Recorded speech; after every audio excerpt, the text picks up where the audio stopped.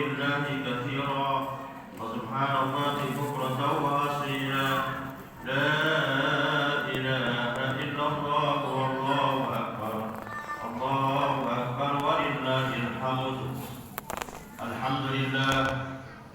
الحمد لله الذي أمهل على من عصاه وإذا سأله أعطاه حجب لواحد الأعين في الدنيا فلا حين تراه الذي أعد الجنة لمن اتقى وأعد.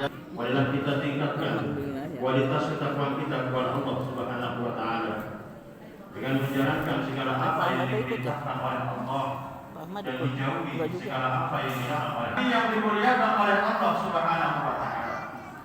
Allah memberikan predikat kepada Nabi Ibrahim dengan berbagai macam predikat. Yang pertama, Nabi Ibrahim dijuluki oleh Allah Subhanahu wa taala sebagai Abul Anbiya. Kemudian Nabi Ibrahim juga dijuluki oleh Allah Subhanahu wa taala sebagai Nabi Ulul Azmi. Nabi yang diberi ketabahan luar biasa oleh Allah Subhanahu wa taala. Dan Allah Subhanahu wa taala juga mendeklarasikan Nabi Ibrahim sebagai Khalilullah, kekasihnya Allah Subhanahu wa taala. Sebagaimana firman Allah dalam surat An-Nisa ayat 125, wattaqadallahu Ibrahima khalila. Dan Allah jadikan Nabi Ibrahim sebagai kekasihnya.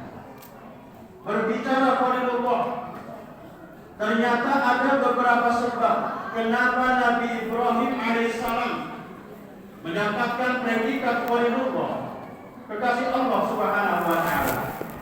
Bagaimana yang pernah disampaikan oleh Syekh Mutawalli Sya'rawi, salah satu pakar tafsir dari Mesir, dan juga pernah disampaikan oleh Syekh Nawawi Al-Bantani dalam kitab Nasaihul Ibad.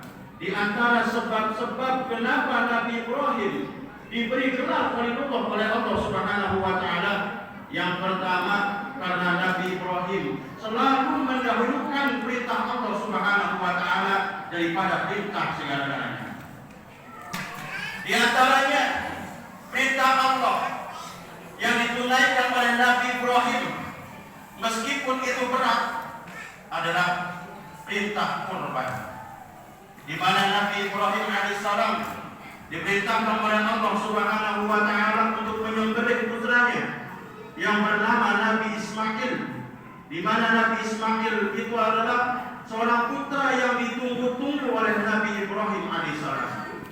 Tapi karena itu perintah Allah Subhanahu wa taala, beliau tunaikan perintah Allah dengan sempurna. Dan itu perintah yang sangat berat untuk Nabi Ibrahim alaihissalam. Bukan hanya kurban yang Allah perintahkan kepada Nabi Ibrahim sebagai perintah yang berat, ada juga beberapa perintah lain sebagaimana termaktub dalam surat Al-Baqarah ayat 124. A'udzubillahi minasyaitonir rajim. Bismillahirrahmanirrahim. Wa idzibtala Ibrahim rabbuhu bikalimatin fa'atammahu. Dan ketika Nabi Ibrahim diuji oleh Tuhannya bikalimatin, dengan menjalankan berbagai macam perintah maupun larangan yang berat, fa'atammahun, maka Nabi Ibrahim mampu menyempurnakan perintah-perintah tersebut.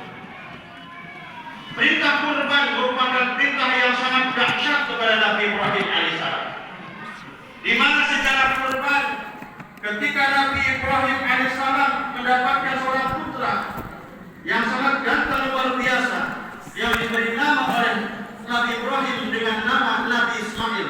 Kemudian ketika Nabi Ismail ini remaja, Allah Subhanahu wa taala memerintahkan kepada Nabi, inni ara fil manam anni adbahuka.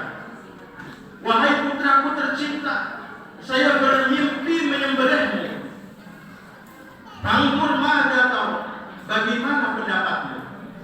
Kemudian dengan tegas Nabi Ismail alaihissalam menjawab, qala ya abati al ma tu'mar satajiduni insyaallah minas sabirin. Wahai ayahku tercinta alaihissalam menerima perintah Nabi Ibrahim alaihissalam untuk disembelih. berkah ketaatan Nabi Ibrahim alaihissalam, akhirnya Nabi Ismail diganti oleh Allah Subhanahu wa taala dengan kambing kibas yang sangat besar yang sengaja Allah turunkan dari surganya. Kemudian dari situ muncullah sejarah kurban, dan itu bermula dari Nabi Ibrahim alaihissalam, kemudian diikuti oleh Nabi Muhammad Rasulullah sallallahu alaihi wasallam sebagai ibadah yang dianjurkan oleh Rasulullah sallallahu alaihi wasallam. Kemudian yang kedua, sebab Nabi Ibrahim mendapatkan gelar Khalilullah dari Allah Subhanahu wa taala karena beliau selalu bertawakal kepada Allah di setiap keadaan. Ketika Nabi Ibrahim, beliau ditolak secara masif oleh kaumnya hingga puncaknya beliau dibakar hidup-hidup oleh Raja Namrud. Kemudian di saat Nabi Ibrahim alaihissalam ada di tengah-tengah kobaran api Raja Namrud, maka kemudian malaikat Jibril menawarkan berbagai macam bantuan.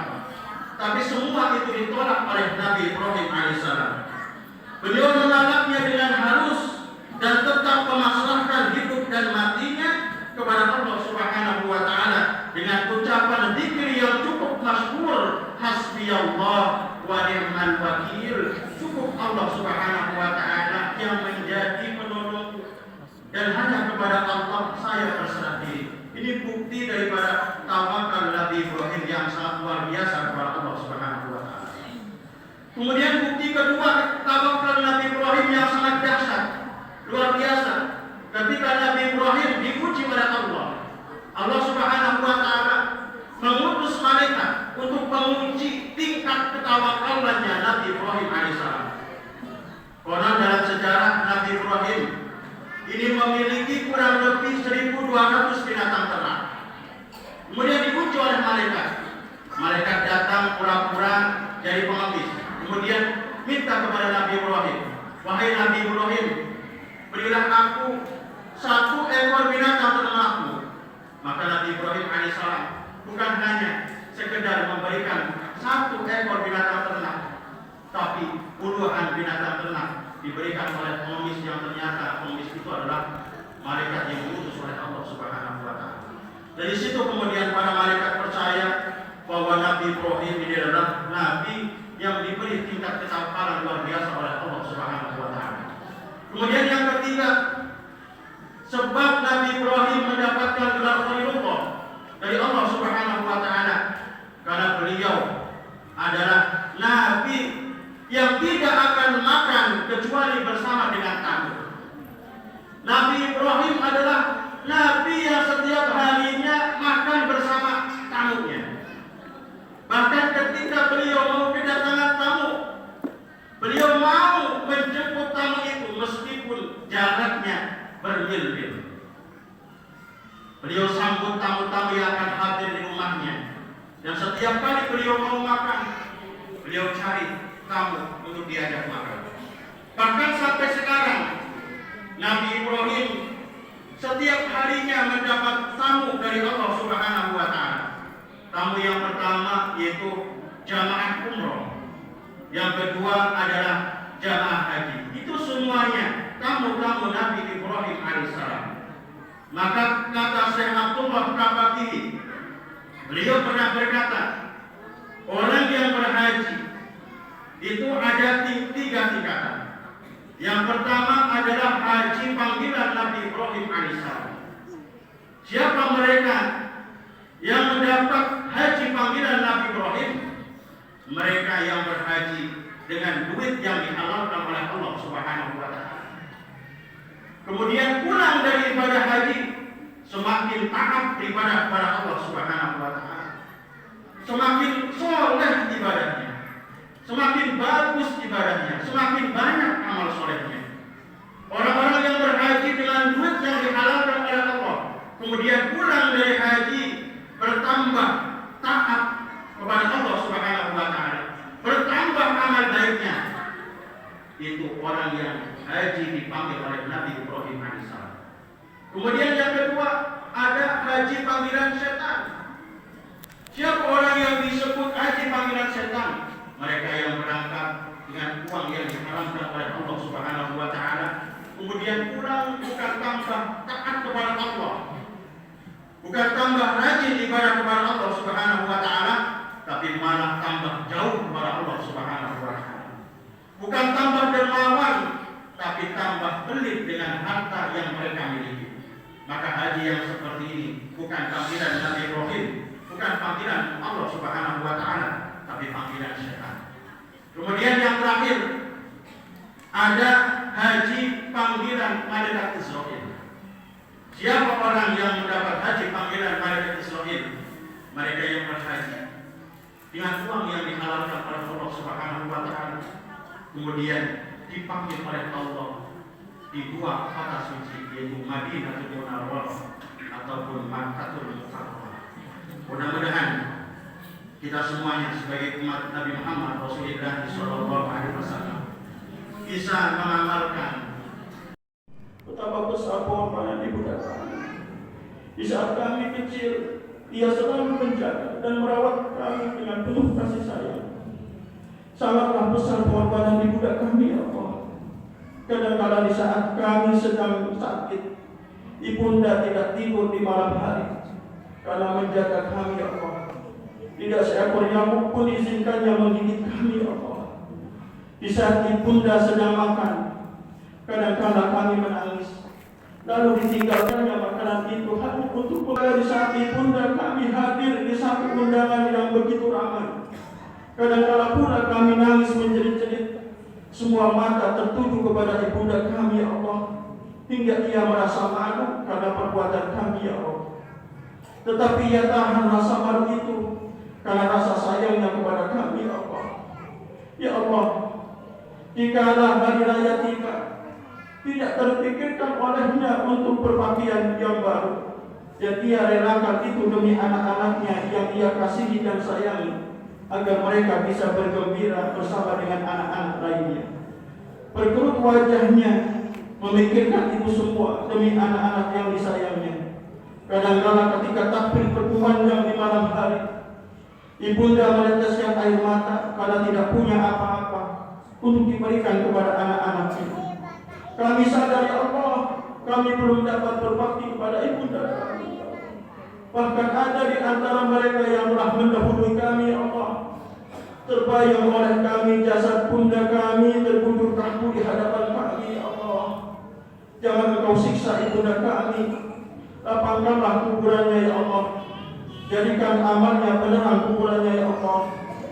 Jikalau Engkau memperkenankan kami untuk masuk surga, hanya satu permohonan kami, ya Allah. Pertemukan kami dengan ibunda kami, ya Allah. Rindu diri ini menatap wajahnya, mendengar suaranya. Kami rindu dengan kehangatan pelukannya, ya Allah. Surga tidak akan indah buat kami tanpa kedua orang tua kami, ya Allah. Ya Allah, ampunilah dosa-dosa yang ada kami.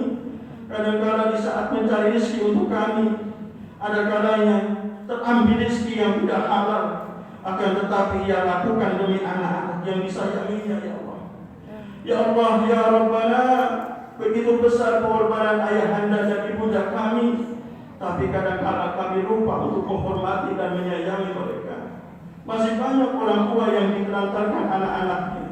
Ya Allah, di hari raya ini kami bersimpuh memohon kepadamu agar Engkau mengampuni dosa-dosa kedua orang tua kami, ya Allah. Rabbana ighfir lana dzunubana wa liwalidina warhamhum kama rabbawna shighara. Rabbana atina fid dunya hasanah wa fil akhirati hasanah wa qina adzabannar. Walhamdulillahi rabbil alamin. Ibadallah, innallaha ya'muru bil 'adli wal ihsan wa ita'i dzil qurba wa yanha 'anil fahsya'i wal munkari wal baghi. إنكم لعلكم تذكرون فاذكروا الله العظيم يذكركم ودعوه يستجيب لكم ولذكر الله أكبر والسلام عليكم ورحمة الله وبركاته.